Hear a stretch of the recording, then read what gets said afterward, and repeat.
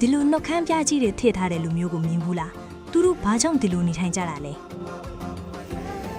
အီသီယိုးပီးယားနိုင်ငံအိုမိုဗာလီရဲ့ဝေးလံတဲ့တောနက်သေးမှာကမ္ဘာနဲ့အဆက်အသွယ်နေပါမီကိုပိုင်ယဉ်ကျေးမှုနဲ့နေထိုင်နေတဲ့လူမျိုးတစုရှိပါတယ်သူတို့ကတော့ဆူမာသို့မဟုတ်ဆူရီ tribe လူမျိုးဖြစ်ပါတယ်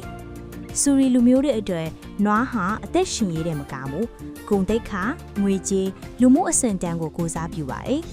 လူတယောက်ရဲ့တန်ဖိုးကိုတောင်နွားတစ်လောက်ရှိလဲဆိုတာနဲ့တိုင်းတာကြပါတယ်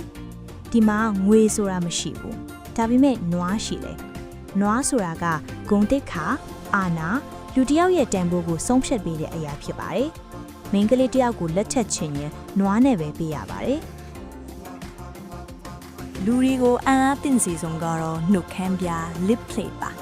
အရွယ်ရောက်လာတဲ့အခါသူတို့ဟာမိမိနှုတ်ခမ်းကိုကိုယ်တိုင်ချဲ့ထွင်ပြီးပြားကြီးနေထည့်ကြပါတယ်နာကျင်မှုရှိပေမဲ့ဒါဟာအလှပအရွယ်ရောက်မှုငါဟာဒီမျိုးနွယ်တွေကပါဆိုတဲ့တသက်ပါသူတို့ရဲ့ခန္ဓာကိုယ်ဟာပန်းချီကားတစ်ချက်လိုပါပဲမြေမုတ်တဲ့တဘာဝအယောင်ဒီသုံးပြီးကိုယ်ပေါ်မှာအမှုပညာဖန်တီးကြပါတယ်နေ့တိုင်းမတူတဲ့ဒီဇိုင်းနေ့တိုင်းမတူတဲ့ identity တွေဖန်တီးတတ်ကြပါတယ်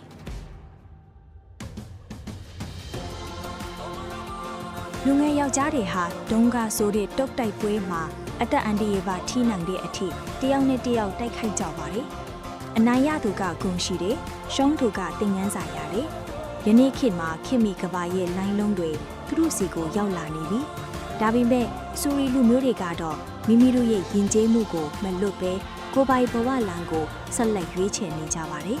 ဒါဟာနောက်ကျနေတဲ့လူမျိုးတစုမဟုတ်ပါဘူးမိမိတို့ဘဝကိုကိုယ်တိုင်ရွေးချယ်နေထိုင်နေတဲ့လူမျိုးတစုပဲဖြစ်ပါတယ်ဗီဒီယိုလေးကြည့်ပြီးမိမိတို့ရဲ့ချင်းမင်းယူဆချက်လေးတွေကို comment မှာရေးခဲ့လို့ရပါတယ်အဆုံးထိကြည့်ရှုပေးတဲ့တယောက်ချင်းစီတိုင်းကိုကျေးဇူးတင်ပါတယ်